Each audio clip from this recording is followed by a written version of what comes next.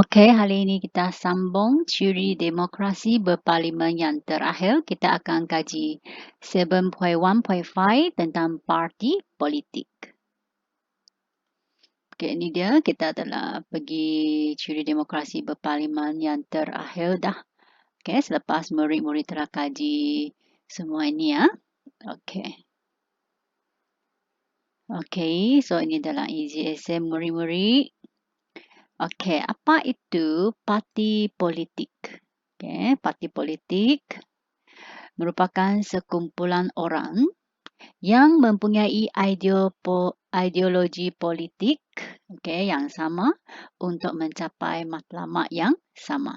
Baru boleh membentuk sebuah parti politik. Okey. So, parti politik adalah sekumpulan orang yang mempunyai idea politik yang sama untuk mencapai matlamat yang sama. Okey. Kalau sudah boleh tambah isi ni. Biasanya parti-parti politik ini berjuang untuk mendapatkan kuasa. Okey.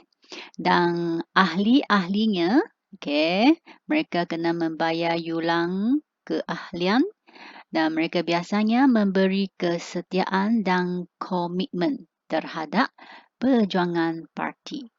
Okey, boleh ya? So, tambah isi-isi ini. Okey.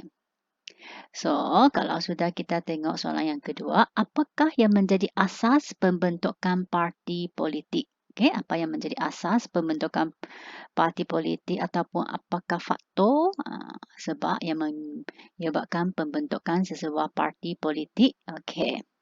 So, balik kepada definisinya, kena mempunyai ideologi politik yang sama. Okey. Dan mesti mempunyai matlamat perjuangan yang sama.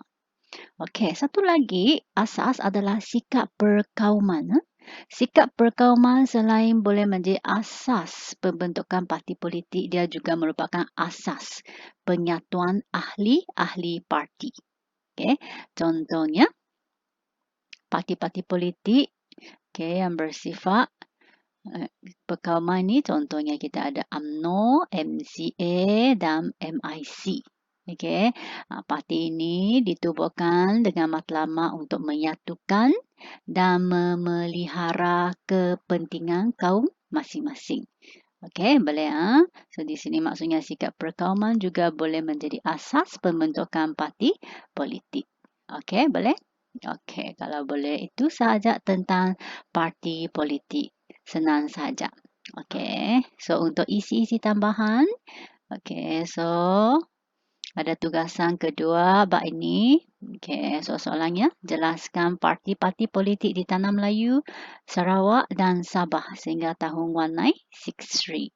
Okey, so murid-murid kena salin semua ini dalam buku panjang murid-murid. Kebanyakan parti murid-murid telah belajar pada bab-bab sebelum itu. Contohnya kita sudah tengok UMNO, MIC, MCA, AMCJA. Okey, so di sini murid-murid sambil kamu salin dalam buku panjang, sambil murid tengoklah apakah tujuan penubuhannya dan sedikit tentang sejarah ringkasnya.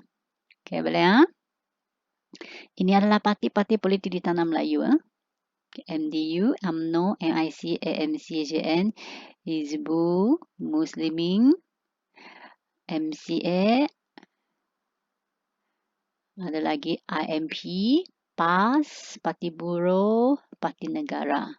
Okey, kalau di Sarawak, PKMS, SUP, SNEP dan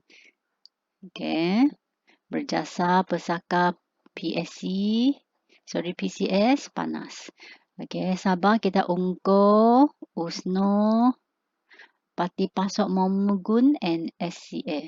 Okey, itu saja. So, murid-murid boleh tambah isi-isi ini dalam buku panjang.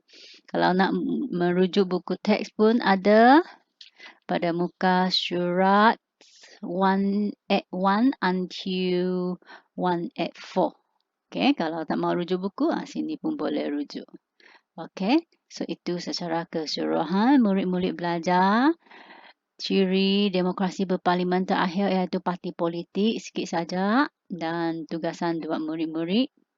Tugasan nombor 2 murid-murid adalah salin ini dalam buku panjang. Okey, so sekian. Kita jumpa sesi yang seterusnya.